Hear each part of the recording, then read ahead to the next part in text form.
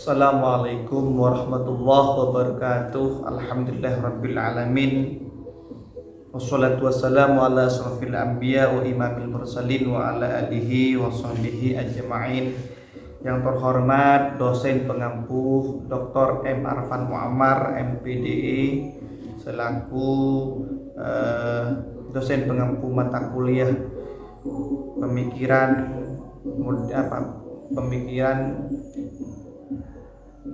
Islam klasik dan modern. Alhamdulillah, pada kesempatan kali ini kami bisa melaksanakan presentasi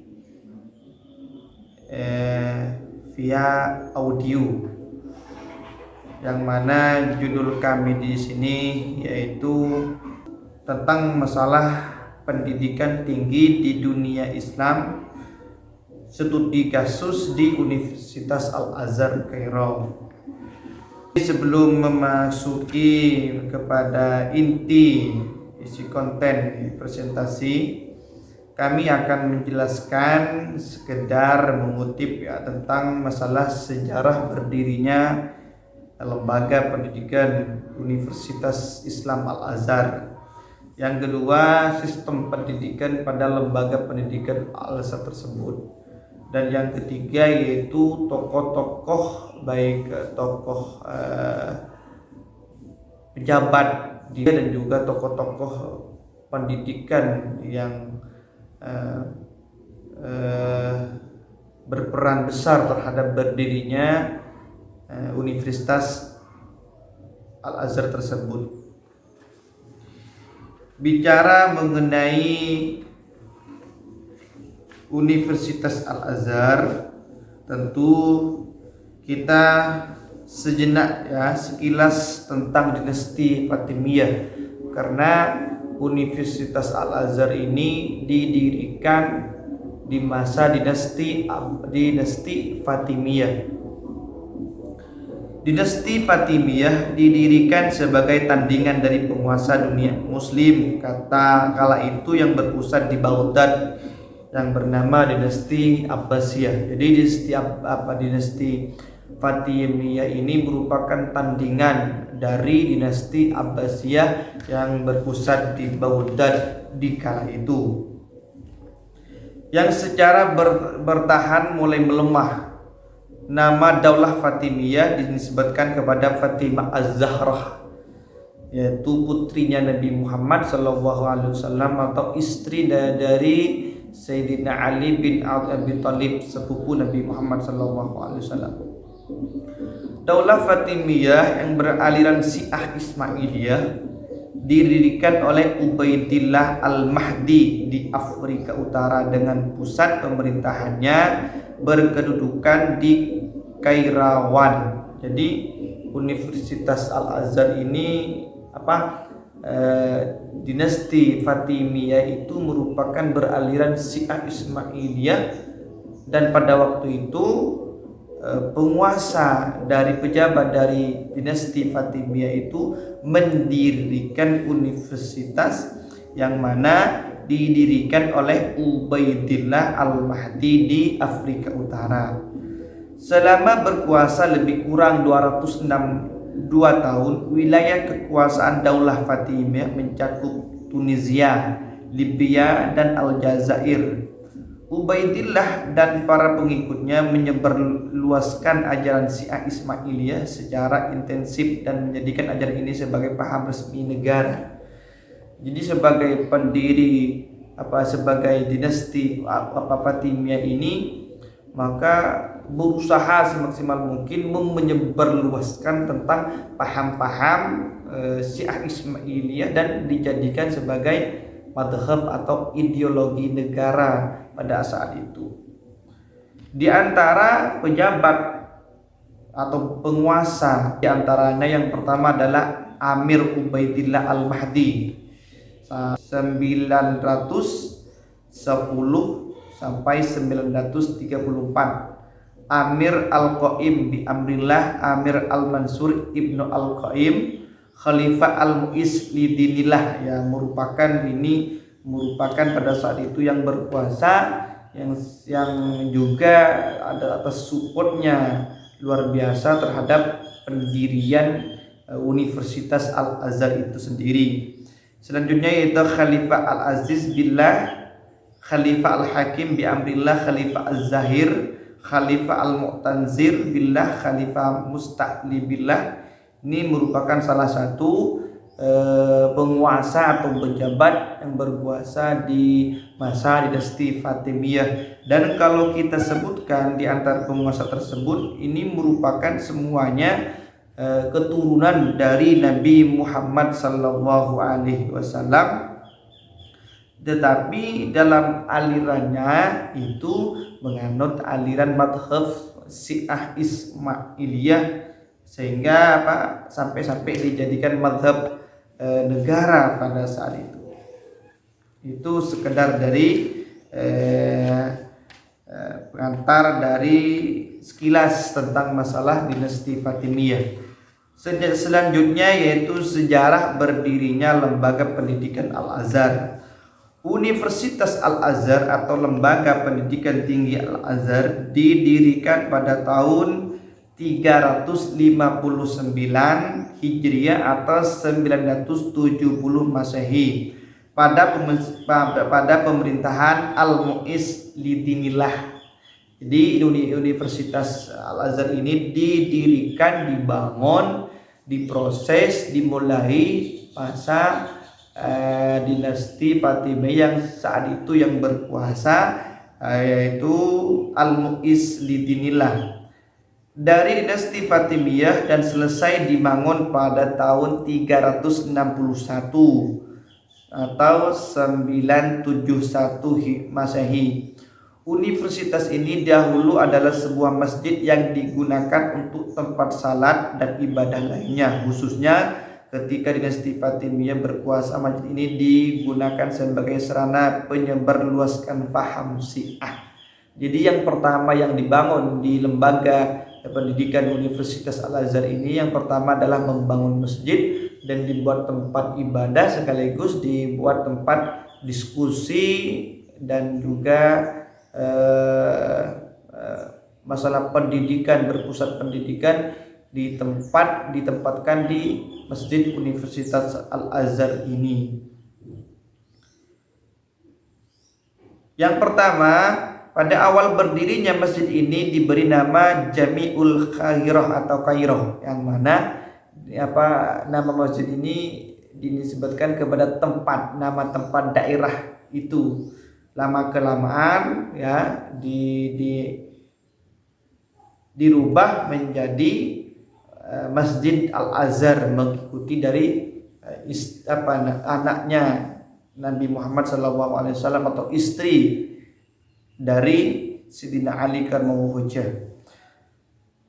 Masjid Al-Azhar merupakan pusat ilmu pengetahuan, tempat diskusi, bahasa, dan mendengarkan kisah dari orang-orang yang ahli bercerita pada saat itu. Masjid ini diperuntukkan bagi dinasti Fatimiyah yang merupakan sarana diskusi, tempat fasilitas yang khusus disediakan untuk diskusi masalah pendidikan, tentang masalah bahasa, dan juga yang lain-lain dan sebagainya.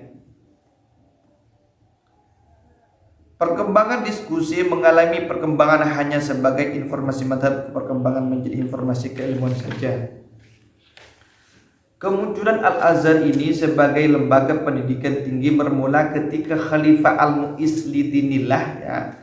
Jadi di latar belakangnya berdirinya Universitas Al-Azhar ini bermula ketika Khalifah Al-Mu'izz ini pada tahun 362 atau 973 memindahkan ibu kota Daulah Fatimiyah dari kota Kairawan, Tunisia, ke kota Al-Ghirah. Jadi ada proses pemindahan ibu kota pada saat itu.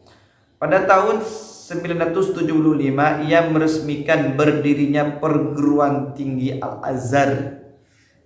Sudah tentu tujuan pendirian Al-Azhar ini semata-mata karena dorongan untuk melestarikan dan mengembangkan mazhab yang dianutnya oleh khalifah tersebut.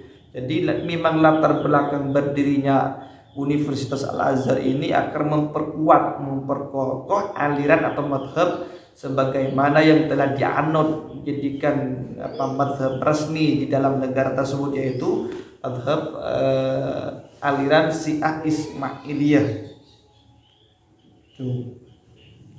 Selanjutnya yaitu sistem pendidikan yang ada di dalam lembaga Universitas Al-Azhar. Yang pertama, tujuan Al-Azhar. Tujuan Al-Azhar ini pada masa dinasti Fatimiyah merupakan lembaga pendidikan yang menjadi corong, yang menjadi tombak tolak ukur dan alat untuk propaganda kekuasaan khalifah, sekaligus sebagai alat penyebar doktrin Syiah. Jadi tujuan Al-Azhar didirikan ini adalah untuk mengembangkan, untuk mendiskusikan, untuk menambahkan, memperkuat, memperkokoh aliran Syiah Ismailiyah. Sebagaimana yang kita maklum bahwa di mana rezim berkuasa, di situ pula ideologi mereka disebar melalui berbagai macam cara, tidak terkecuali pendidikan. Menurut Mahmud Yunus mencatat bahwa ada 5 tujuan dari Universitas Al-Azhar itu. Yang pertama, mengemukakan kebenaran dan pengaruh atau yang disebut dengan peradaban Islam terhadap kemajuan umat manusia dan jaminannya terhadap kebahagiaan dunia dan akhirat. Itu yang pertama, tujuan dari berdirinya Universitas Al-Azhar. Yang kedua, memberikan perhatian penuh terhadap peradaban ilmu, pemikiran, dan keruhanian bangsa Arab Islam. Mencetak ilmuwan agama yang aktif dalam semua bentuk kegiatan karya, kepemimpinan, dan menjadi contoh yang baik, serta mencetak ilmuwan dari berbagai ilmu pengetahuan yang sanggup aktif dalam berdakwah. Ini merupakan tujuan berdirinya dari Universitas Al-Azhar. Selanjutnya yaitu para pendidik di Al-Azhar. Pertama kalinya para pendidik dimulai kegiatan proses mengajarnya pertama kali diisi langsung oleh Abu Hasan Ali Ibnu Muhammad Ibnu Nu'man Al-Quraini yang menjabat sebagai hakim tertinggi Al-Qadi pada saat itu di masa pemerintahan Fatimiyah, dinasti Fatimiyah, dengan materi yang diajarkan perdana pada saat itu yaitu mengenai tentang masalah fikih syariah yang terdapat di dalam kitab Al-Ikhtisar. Dan juga ada ulama yang sangat rajin mengajarkan mazhab Syiah ini, yang juga disebut dengan tokoh pendidikan pada masa itu, yaitu adalah Ibnu Kilis, di antara ulama pendidikan yang berpengaruh di Universitas Al-Azhar. Selanjutnya itu peserta didik. Al-Azhar ini sebagai lembaga pendidikan tinggi ketika itu telah banyak melahirkan ulama. Terbukti ini Al-Azhar merupakan luar biasa, sampai eksis sekarang luar biasa, diakui oleh belahan dunia, merupakan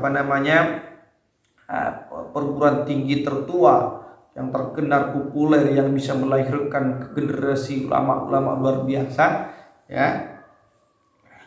dari aspek keilmuannya, dan telah banyak menyumbangkan khasanah ilmu pengetahuan terutama dalam bidang ilmu-ilmu keislaman, baik dari Mesir maupun ulama yang berasal dari daerah lainnya, termasuk di negara Indonesia banyak yang studi lanjut di Universitas Al-Azhar Kairo ini. Di antara mereka ialah Izzuddin Abdissalam, Imam Subki, Jalaluddin As-Sayuti, Al-Hafidh Ibnu Hajar Asqalani, yang merupakan pengarang kitab-kitab hebat di masa itu.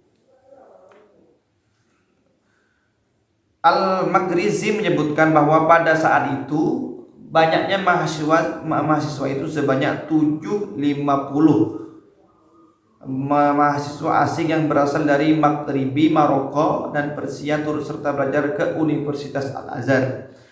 Selanjutnya itu masalah kurikulum.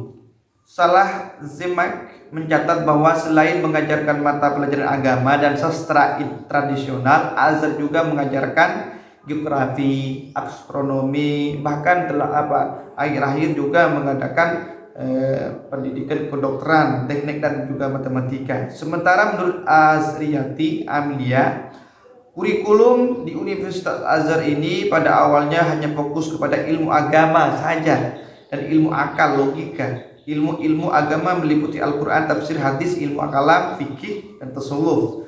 Sedangkan ilmu-ilmu logika dan umumnya meliputi filsafat, kedokteran, optik, astronomi, matematika, sejarah, dan sastra pada masa pemerintahan dinasti Fatimiyah kala itu. Yang selanjutnya yaitu metode pengajaran. Metode pengajarannya yaitu di Universitas Al-Azhar sama dengan institusi pendidikan yang lain, yaitu sistem halakoh, melingkar. Seorang belajar bebas memilih guru dan pindah sesuai dengan kemauannya sendiri. Umumnya guru atau syekh yang mengajar duduk bersama para pelajar, tetapi kadang-kadang duduk di kursi ketika menerangkan kitab yang diajarkan, ya seperti halnya sama-sama seperti proses belajar yang sudah berlaku di dalam negara Indonesia. Salah satunya itu sistem metode pembelajarannya. Yang selanjutnya yaitu sarana dan prasarana yang ada di dalam Universitas Al-Azhar. Untuk menunjang kegiatan pendidikan dan pengajaran, Al-Azhar ini dilengkapi dengan asrama untuk para fuqaha, dosen, tenaga pendidik, dan juga para semua murid, muallim, dan juga thalibul ilmi pada saat itu menyediakan prasarana yang cukup lengkap pada saat itu. Dan mulai dari buku, ya, perpus, dan dapur, toilet, dan segala macam prasarana gedung, ya, itu sudah disediakan pada zaman itu. Selanjutnya yaitu tokoh-tokoh pendidikan yang sangat berpengaruh terhadap kemajuan yang ada di dalam Universitas Al-Azhar tersebut. Jadi yang pertama, Syekh Imam Ibrahim Al-Baghnawi, itu salah satu tokoh-tokoh pendidikan yang juga banyak melakukan terobosan yang menjadi perkembangan di dalam pendidikan di Universitas Al-Azhar. Yang kedua yaitu Syekh Muhammad Abbasi Al-Mahdi Al-Hanafi, yang merupakan rektor ke-27 di Universitas Al-Azhar dan rektor yang pertama yang beraliran madhab Al-Hanafi. Yang selanjutnya yaitu Syekh Muhammad Abduh, yang kita kenal sebagai tokoh-tokoh luar biasa dan juga menjadi dosen, menjadi guru muallim di universitas, yang juga terkenal banyak karya-karyanya, yang menjadi tokoh pendorong pendidikan, perkembangan kemajuan di Universitas Al-Azhar. Yang terakhir yaitu sebetulnya banyak tokoh-tokoh yang mendorong terhadap perkembangan pendidikan yang ada di dalam Universitas Al-Azhar ini, yaitu Syekh Muhammad Mahmud Saikut, ya, merupakan rektor yang ke-41 di Universitas Al-Azhar ini. Jadi ini mungkin ya pada intinya kesimpulannya bahwasanya Universitas Al-Azhar ini didirikan di dalam dinasti Fatimiyah pada saat itu, yang mana yang berkuasa pada saat itu, ya, yaitu Khalifah Al-Mu'izz Lidinillah.